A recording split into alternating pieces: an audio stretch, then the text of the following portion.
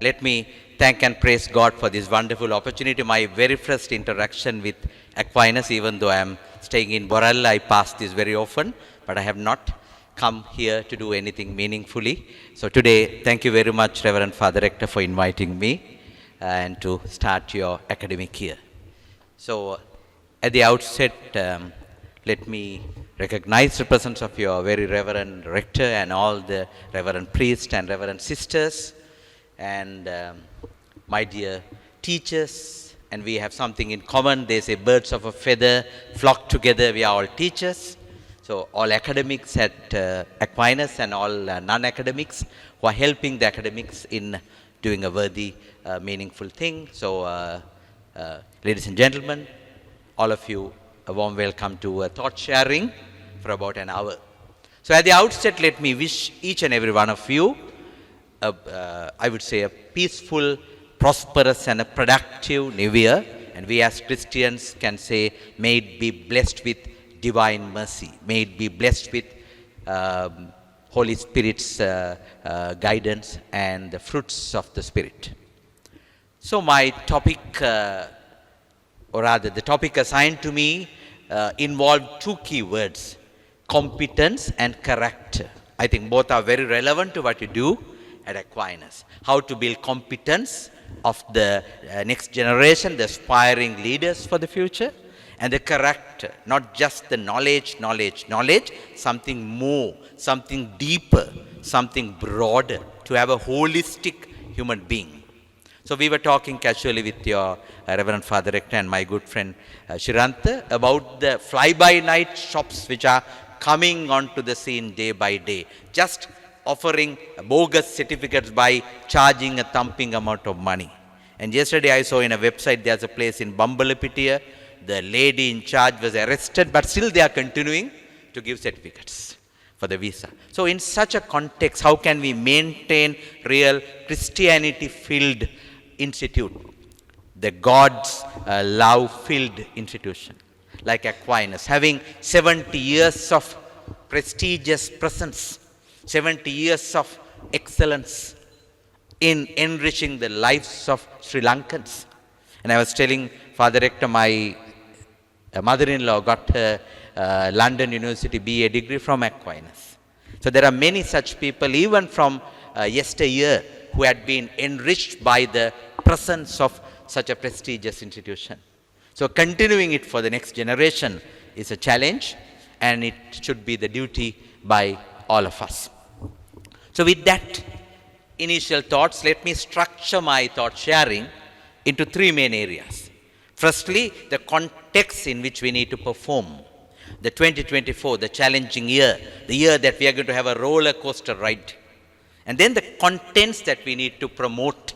And finally, the conduct, how we need to behave ourselves as teachers, in my view, as learners to begin with. I consider myself as a lifelong learner. So just before coming here, I sent an email to Catholic Messenger. They wanted me to write a new column from this year. Father Jude Sherman invited me, Ajantha, I want you to contribute to Catholic Messenger. So I started my newest column. I call it Management Musings by a Lifelong Learner. I call myself a lifelong learner because we learn from womb to the tomb. Every day is an opportunity to learn. Every day is an opportunity to upskill ourselves, upgrade ourselves, and to make ourselves up to date. Because the world is always changing. We are in a changing world, so we should understand the context properly. Now, there's doom and gloom about wet. Some people have already become flat, and they are in search of a let. So wet should not be something negative. I think we need to bat according to the ball. So let's bat straight rather than worrying about wet. So I think we need to be smart enough in facing the newest challenge. I think we as Sri Lankans, we are a resilient nation. We had many more devastating challenges in the past, and God has always been with us. And our Mother Lanka had always been interceding for us. And I was told that there was a famine for 40 years called Baminitia Saya. 40 years of famine. People are starving. People are dying out of starvation. But we still survived as a nation. And we had 30-year all the bloody war, bleeding war, and we survived, and we had devastating tsunami, which killed 40,000 lives. I was in Mathura Church on 26th, and it is the 19th anniversary, or the 19th remembrance of those loved ones, where the water level is mentioned in Mathura Church, where they had a Bible washed back from sea, and that Bible is now kept in Supuatharana, the Bible that came back when the tidal wave receded. So God's divine providence. So we survived tsunami, and of course we had political power crisis, changing of prime minister, and then we had of course Easter Sunday attack, where the selfish, backboneless leaders showed their laggardship, not leadership, and they showed us how they are not real leaders. And then came, of course, COVID, and then post-COVID pandemic, the post-pandemic challenges. So we had a very interesting case study in 2022, where we were struggling to get fuel, we were struggling to get gas, we were struggling to have electricity continuity. And that case study ended up as a chase study. Case study became a chase study. And then, of course, we have survived and we are reviving ourselves. Thank God we are still living. I think the starting point is we need to celebrate that we are alive right now. We are awake right now. And God is blessing us right now. There are many people who went to bed last night who did not wake up this morning. So I think we need to thank God more than being an academic, more than being a professional, being a human being. We are not human doings or human undoings. We are human beings. So we need to be thankful to God. Every morning we need to wake up by celebrating our lives. That God, thank you for giving me a healthy body and a clear mind and a spirit-filled insight. The body, mind and spirit. We need to always be thankful. Celebrate rather than complaining what we don't have. We need to be happy with what we have. So rather than overly worried about what, let's have the right attitude. So everything begins with the right attitude. Attitude matters a lot. Attitude leads to aptitude, which in turn leads to altitude. So everything begins with the right attitude. And we as Christians, we need to base our attitude in right Christian principles, right Christian values, with the gospel truth, the good news that God is sharing with us all the time. So the right attitude. I always insist on having the right attitude, which leads to the right mindset. There's no point having skill set and tool set if you don't have the right mindset. So everything begins with right mindset, right attitude. So again, if you look at the context, we are in a challenging times. Locally, regionally, globally, we are having huge challenges. Now again, in 1985, Bert Nanus and Warren Bennis, two management thinkers, introduced a concept called VUCA, V-U-C-A. It started in an American Defense College session way back in 1985. VUCA, V-U-C-A. I'm sure which is familiar to us.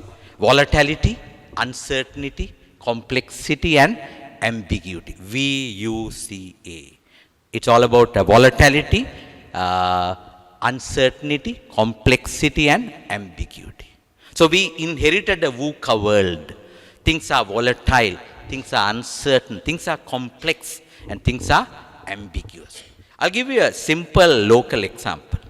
In 2020 when the COVID stuck. In 2020 January we didn't know even the word COVID. We call it coronavirus. In fact, Donald Trump called it Chinese virus. So in 2020 February we invited our next door neighbor, Medical Research Institute, a virologist to come and share some insights about what corona is all about.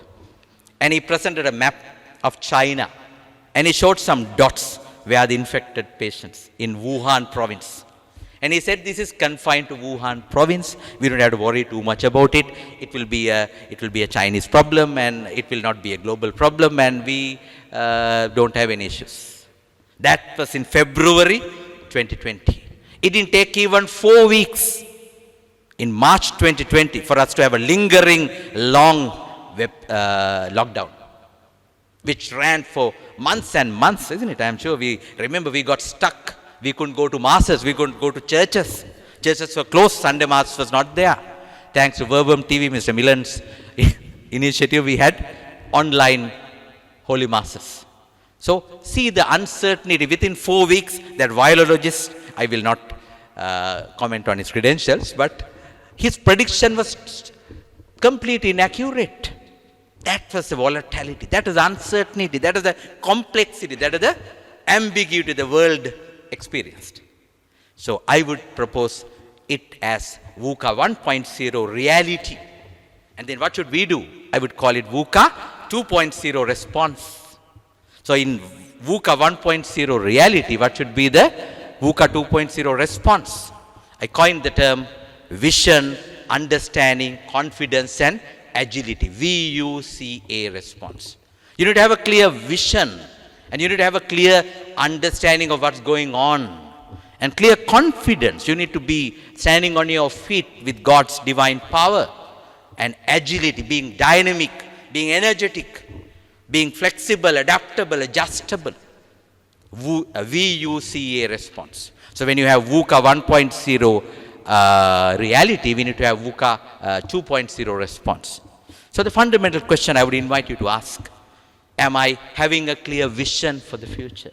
Am I understanding what's going on around me? Am I confident enough?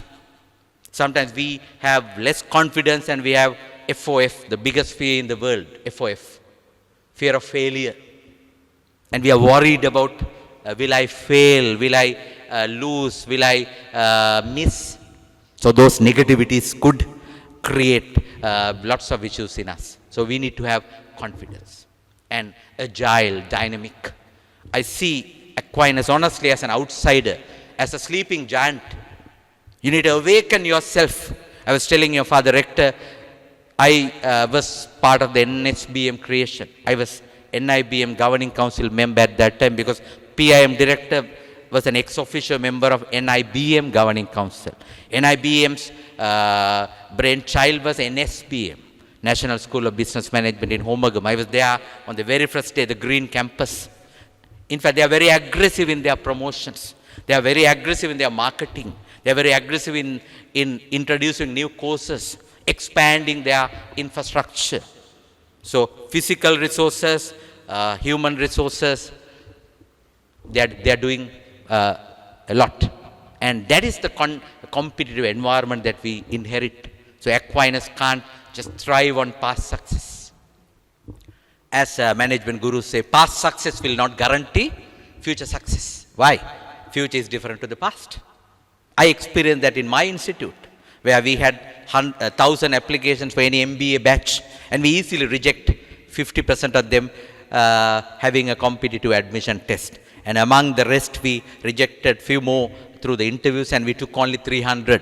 So out of 1,000 applications, we took only 300. That's a luxury we had. But now we struggle to get even 250 because the environment has changed and people are migrating and they want the shortest possible path. They want the shortcut. They want a certificate by paying money. If someone can give them a valid certificate just by giving money, they will be the happiest. But we can't do that. We need to ensure that we have depth and breadth. We need to have quality and rigor and relevance. So those are the challenges. So we are in that VUCA world. In fact, interestingly, I read a very insightful article by Jamais Casio. Jamais Casio is an anthropologist based in California. He wrote in 2020, the world has even had gone beyond VUCA. So the latest acronym is not VUCA. VUCA is now obsolete. It's BANI. Sorry ladies, I remember it as GANI, and instead of GANI, I say BANI. BANI. BANI world. Brittle, anxious, non-linear, incomprehensible. Brittle, anxious, non-linear, incomprehensible. BANI world. So why it is brittle? Things are falling apart. The great empires are falling apart. Now Russia, thought it's a cakewalk to attack Ukraine and to acquire the Ukraine territory. They thought it's a matter of days, it's a matter of weeks. But still that lingering voice going on, that bloody voice still continuing. Ukraine is so resilient. So it shows the brittleness of Russia. It is not that great. So the great superpowers, so-called superpowers, are not so super. So we see some illusions. So Jamais Casio comes with the word illusions. He says we need to look at the elusive world. So the world is getting brittle. There's an illusion of strength. The strong nations are not so strong. America has a lot of recession. I know my friends in Brandix who had a lot of orders cancelled. So they are struggling because their US orders are not as good as a few years ago.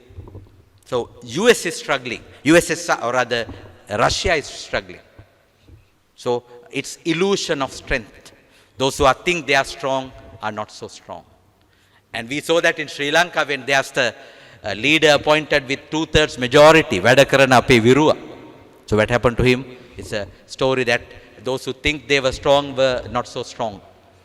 And another hero had to hide in a Navy camp in Trinco. So I will not give the details.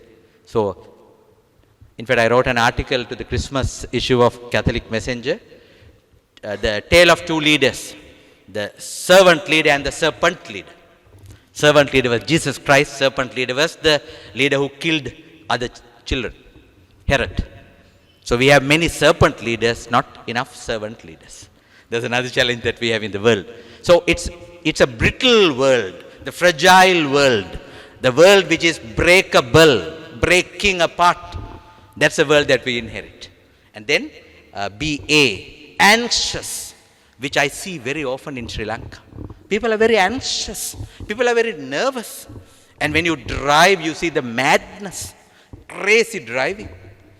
And day before yesterday, the 1st January, I was talking to my former secretary, who was the secretary to the director, and wishing her. And then she said, "Sir, mamme kochi anagama." And she used to get down from Gampa, and her husband used to come in a motorbike to pick her up. And she was waiting for the husband. Husband didn't come, and she called and found that husband was knocked down by a vehicle and died on the spot. See the uncertainties. See the way the world is moving. And it is a big shock for all of us. And then they couldn't find the vehicle because there were no CCTVs around. Hit and run. So the police is still searching for the vehicle. See the way things are happening. Uncertainty to the fullest. So we are in an anxious world. We are so anxious. We are so nervous. And we are very worried. So there's an illusion of control. So people think who are in charge, they are not in charge. Only God is in charge. And say, for example, devastating tsunami happened in Japan, I think 2 days ago, isn't it? Japan. And Japan is supposed to be technologically very advanced, having so many patents, so many scientific advancements. And they have mastered the art of facing tsunami with their all houses built being earthquake resistance and so on. Still, despite all those things, there were 50 people killed. So many houses got devastated. See, we are not in control. And we saw that very clearly during COVID. Scientists could not do much because when one variant came, when they had a vaccine, there was another variant coming which the original vaccine did not answer. So, we are not in control. Illusion of control. If people think we are in charge, we are in control, that's an illusion. So that's the world we inherit. Only God is in control. So that's BA. And N is very interesting, non-linear. Non-linear. So in research, we talk about cause and effect. In Sinhala, we say hetu asa pala. Hetu pala. Cause and effect. So it is not non-linear anymore. It's more cyclic. It's more cyclic. It's more Eastern. There's no alpha and omega. It's more cyclic. So that's the way the world is shaping up, non-linear. So there's illusion of predictability. Things are happening in an unpredictable manner. Last year, there was a devastating earthquake in Turkey, which killed more than 100,000 people. And not a single geologist around the globe could predict it accurately. And not a single scientist anywhere in the world could predict it accurately. So that was the illusion of predictability. We think science is advanced. They're still on the hunt for MH317 aircraft, massive Boeing 777 aircraft, which went missing a few years ago, belonged to Malaysian Airlines. Still, they could not find any remnant, killing 250 plus people, if I remember correctly. Killing or not killing, I don't know, but they're all missing. See the illusion of predictability. Even though science is so advanced, there are a lot of things we can't predict. So that all shows the power of God, where people try to match God, which is not possible. So illusion of predictability. And finally, incomprehensible. B-A-N-I, incomprehensible. Things are happening in a manner that we can't understand, we can't fathom, we can't grasp.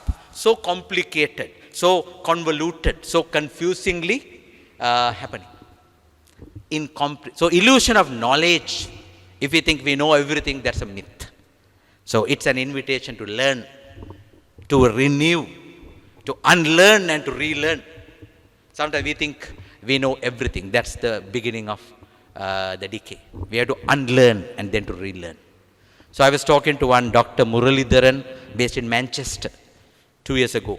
We had a conference about COVID organized by National Science Foundation. He said in UK they have removed certain topics from their community medicine curriculum, which is about pandemics, which is about community diseases, which is about epidemics. And they thought science is so advanced, the medical studies are so advanced, and we will not get a pandemic anymore, which was not the case. And after COVID, now they talk about JN1 variant in India.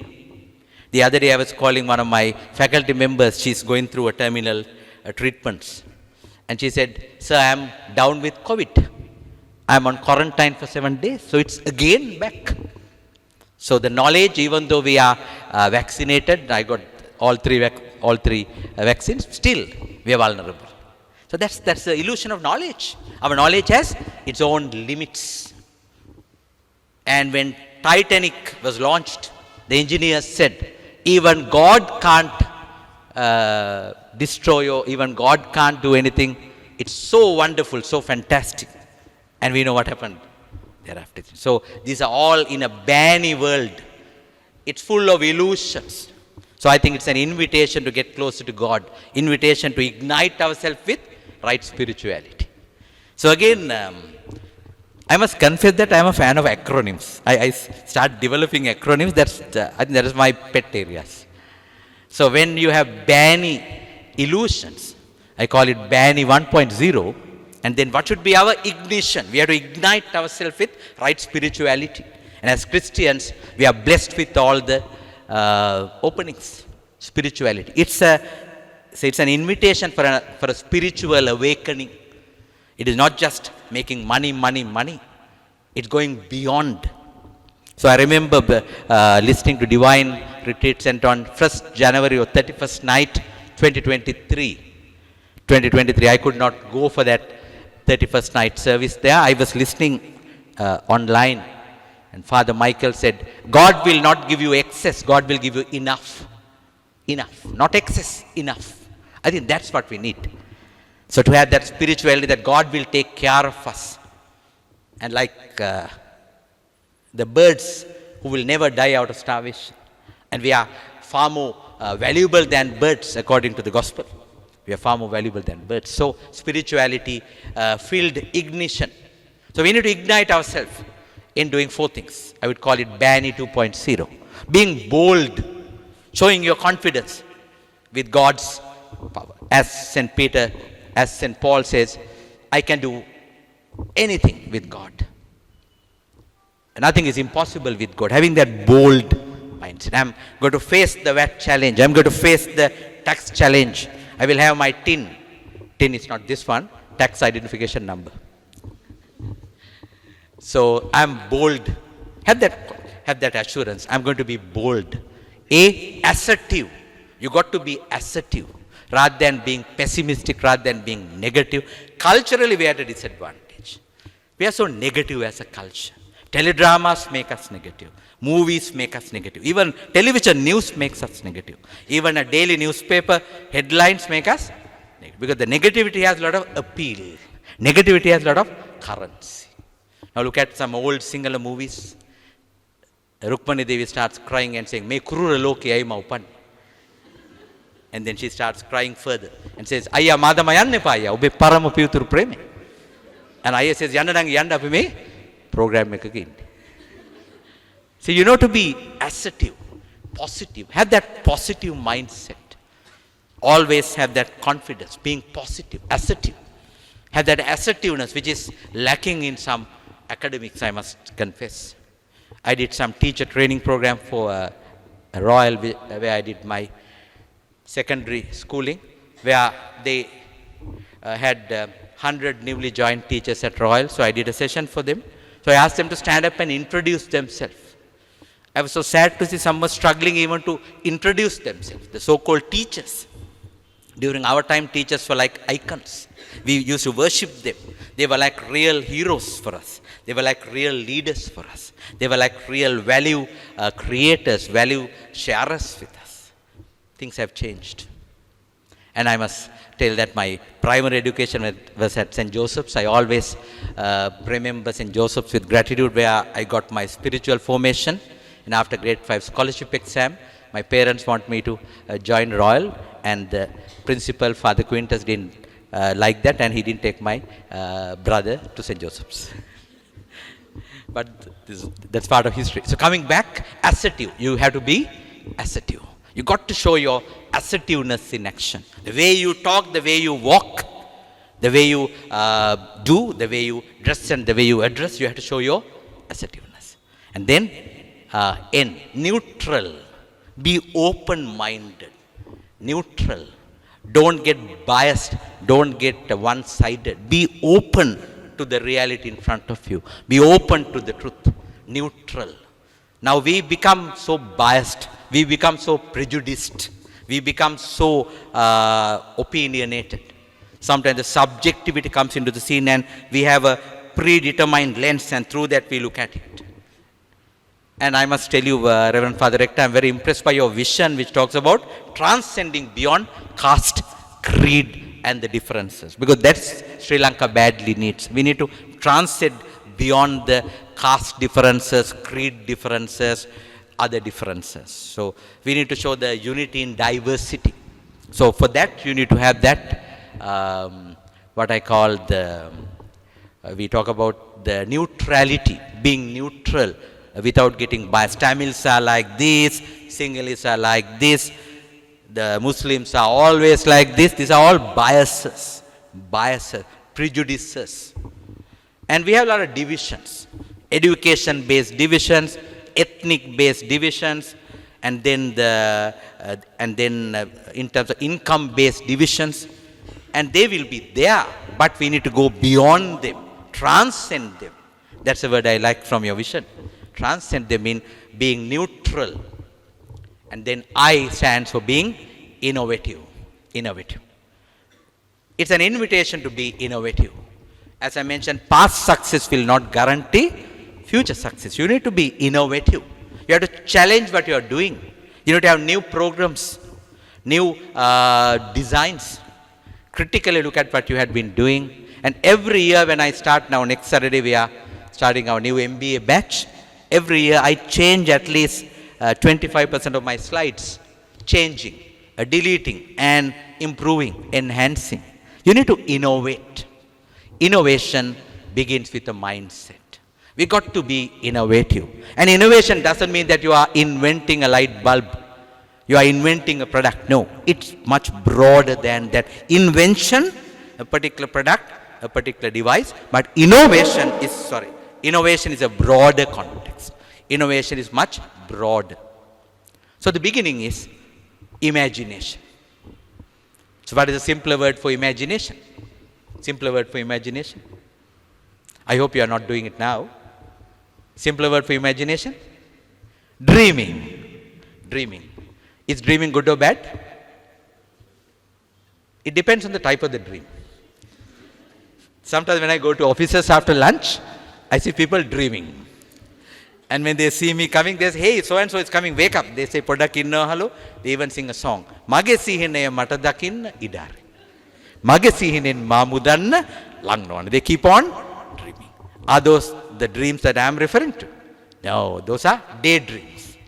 I am referring to dreams for the future. As Walt Disney, the favorite cartoonist, said, if you can dream it, you can do it. If you can dream it, you can deliver it. Every product in the world, every service in the world was someone's dream some time ago. And we think it's Neil Armstrong who landed on moon first. No, it was Jules Verne, 100 years before that, wrote in a science fiction story that a man carrying rocket would land on moon. It was Jules Verne's dream became a reality when Neil Armstrong landed on moon. Everything begins with a dream. And it was Arthur C. Clarke, a veteran science fiction writer from US, who selected Sri Lanka as his second home. I was so fortunate to get my engineering degree certificate from his feeble hands. He was our respected chancellor at University of Morocco during my graduation. He was sitting and with feeble hands he gave the degree certificate. And that is the prestigious chancellors we had during that time, not just political appointees. So he dreamt that Earth will be encircled by satellites. And his dream became a reality when Russia, or USSR at that time, launched a Sputnik 1, the first satellite. Dreams becoming reality. So what is the starting point? We need to dream big and achieve more. Dream big. And it reminds me of what Dr. Abdul Kalam said. Who is Dr. Abdul Kalam? Former President of India. He came to Sri Lanka twice. In one such visit, he came to PIM, our institute, and gave a brilliant speech. Absolutely fantastic. He said, dreams are not what you say when you are asleep. Dreams are what makes you to stay awake and to work. Sihina kiyanne obawa avadiyen tabana deyak. Oba nindida dakana deyata wada. I think we talk about St. Joseph seeing dreams, isn't it? St. Joseph getting messages through dreams. So dreams are what makes you to stay awake and to work. Isn't that amazing? Isn't that what we need as Sri Lankans? We need to stay awake and to work. We need to work harder. We need to work smarter to make the nation reviving resiliently. So dreaming is a starting point. But talking about dreams, you need to be careful. So it reminds me of this Alice in Wonderland. I'm sure some of you already have heard. Alice, and not the Alice in that song, Kaudubole Alice, not that Alice. This Alice was a beautiful girl. She saw a wild dream. In that dream, Alice was playing with some nice creatures in a nice lawn. And don't ask me how she communicated with them, what language she used. I don't know that part. But she was interacting with them. So one such creature was Cheshire Cat, Pisupusik. So cat came from a branch of a tree and approached Alice. And asked from Alice, Alice, where do you want to go? Alice says, I don't know. And the cat says, go in any road. Any road will lead you to the place called, I don't know. Think about it. Is that happening in our lives? If we don't know where we are heading, we will end up nowhere. And that's why Stephen Covey, the author of 7 Habits of Highly Effective People, in habit number 2 says, begin with the end in mind. Begin with the end in mind. That's why you need a vision and a mission. And in Sinhala we say vividly, Danagana giyot, Kataragama, no danagiyot, Ataramaga. In a seminar a few years ago with a large gathering, I shared this story and I asked them, are you Kataragama people or are you Ataramaga people? They said, we are Kataramaga people. And after the seminar, one person approached me and told me, Ayo saroka parana katawak ni, then tino alut katawak. I asked, what? Danagana giyot vattala, no danagiyot mattala. That's a new interpretation. So I will not ask you at Aquinas whether you are Vattala people or whether you are Mattala people, but you should know where you are heading. You should know where you are heading. That's where the vision becomes very, very important. I was humbly happy to develop a vision for BCI being in the governing council. We were brainstorming, and I'm sure you have a wonderful vision. So vision takes you to the future, the desired dream for the future. So that's the starting point of innovation, beginning with imagination, vision for the future. And once I went to an organization and asked from the leader, tell me your vision. Leader called the secretary, Sandra, come here. And she came and opened a locker, took out a framed picture full of dust and cobweb and showed it to me. This is our vision. For me, that's a hanging vision, not a living vision. There are plenty of hanging visions, but we need to have a living vision. That's what I say. The vision should be in your blood. Vision should be there in your action. The best example I can give you is from the Disney world, or Disneyland for that matter. Even the person who is sweeping the floor knows why they are there for. I went and asked during my Fulbright. I really wanted to check what I have read in a book, whether it's happening. The person who is sweeping the floor, I asked him as to what he is doing. He said, I want to make people happy. I want to make this the happiest place on earth. See, the happiness factor is embedded in their behavior. Even sweeping the floor is to make people happy. See, the vision has to be embedded. It is not just a hanging thing, not just a printed one, not just a computer screen. It should be in your within vision. And of course, connected with that is the mission. So vision is what or where, and the mission is why, the reason. In French we say raison d'être, reason for your existence. Reason, why you need to have that. In Sinhala we say mehevara, dakma sah mehevara. And I have seen a lot of places where they don't have a mehevara, so they call people mehevara. Mehevara. So it's forcefully pushing people. So I hope at Aquinas it should be mehevara. I hope. So you need to have a clear mission. That's where the purpose begins. Overarching purpose. Purpose and mission are interconnected. So in business studies we talk about triple bottom lines. Profit, people and planet. We need to make healthy profit in our sector. We are in higher education, state sector. We call it surplus. We don't use the word profit, surplus. So healthy surplus, profit, excess, which we can utilize for many purposes. And then people. We need to look at people. We can't allow people to starve and make excessive surplus. So people, sorry, profit, people and planet. We need to be eco-friendly, eco-conscious. We need to ensure that we take care of our environment. We can't be the destroyers of environment, isn't it? Eco-conscious. As a Red Indian leader or American native leader, Seattle said, nature does not belong to us. We belong to nature. And God created nature not to destroy, but to protect and to preserve and to promote. We have got the message wrong. We have become destructors of nature, not developers of nature. And I am very happy that we have a very vibrant agriculture program at Aquinas, which is helping the earth to foster, earth to blossom. That's very important. So it's all about that. So coming back, we need to ensure that we have profit, people, planet, and the latest is not triple bottom line, it's quadruple bottom line. Overarching purpose. Overarching purpose. A clear purpose. So the very Reverend Father who started my introduction read my purpose, which is in my website. Now the latest trend is in your CV. You start with your purpose. So that's a paragraph that I coined about 15 years ago, my purpose, my life purpose. So I'm living my purpose every day, every moment. Right now I'm living my purpose. I'm radiating positive energy by sharing growth fostering knowledge. That's what I'm doing right now. It's part of my purpose. So I was humbly happy when Reverend Father invited me. So it's an opportunity for me to share my purpose.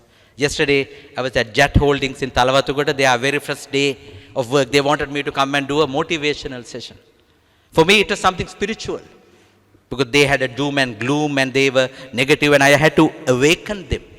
I mean, the majority of them are Buddhist. It doesn't matter. The spirituality doesn't confine to one religion. It's awakening people to identify their potential and to ensure that they are living energetically, they are having the Bani ignition. Bold, assertive, neutral, and innovative. So it's all about dreaming and delivering the result. So imagination leads to innovation. First the imagination, then to innovation. And talking about purpose, so let me invite all of you. I think this is the right time, the beginning of a new year, the brand new year, to think about your purpose. So what is my purpose for life? And again, you can extend that to your family. What is the purpose of our family? And you can extend that to your institute. What is the purpose of Aquinas? Purpose. So when I go to teach in Price College, University of Oklahoma, USA, they have a purpose of Price very nicely written. They have a t-shirt printed, purpose of Price. Purpose, purpose, purpose. So to wind up, let me share this interesting story about veteran scientist Albert Einstein. He was traveling once in Europe in a train. So he was relaxedly reading a book in his seat, and the ticket checker came into the train compartment, and he was checking the tickets, and he was going round, and Albert Einstein saw him coming, and he was looking for his ticket, shirt pockets, trouser pockets, bags, everything. Ticket was missing, and he was so upset about it, and he was really worried about that he missed the ticket.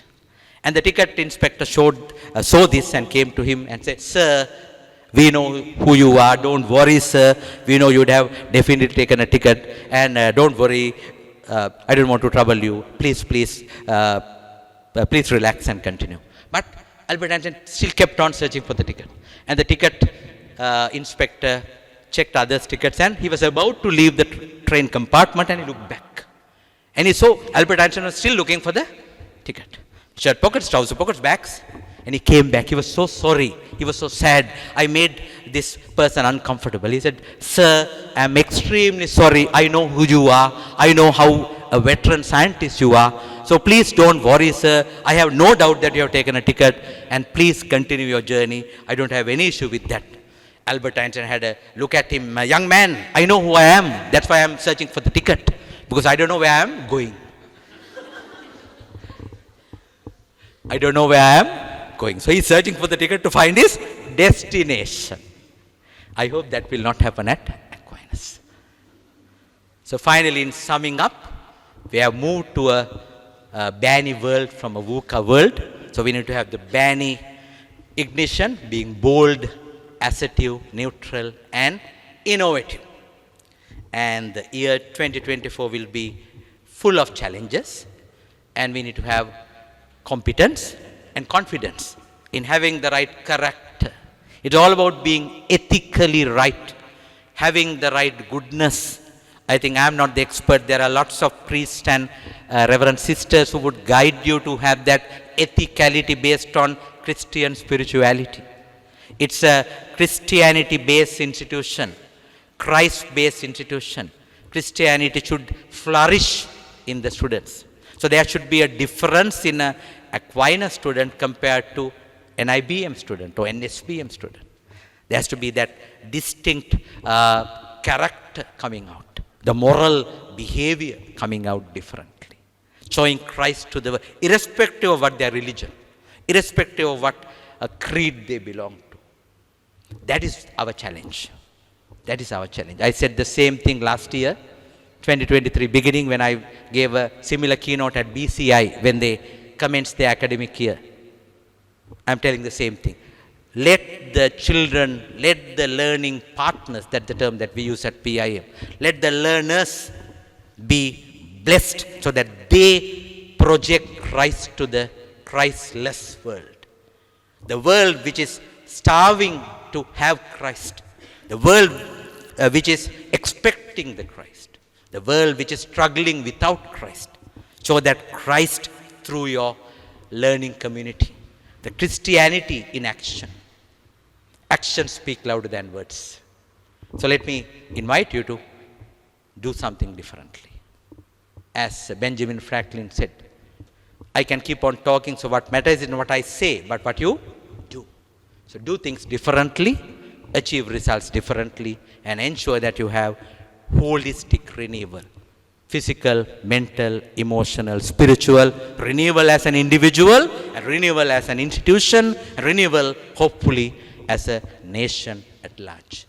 So may I wholeheartedly wish you once again all the very best for 2024. May it be a spirit-filled, blessed 2024 where Aquinas would regain its market dominance, would revive resiliently to show what Aquinas can offer to the deserving learning community in Sri Lanka. So what Aquinas can do differently compared to other competitors.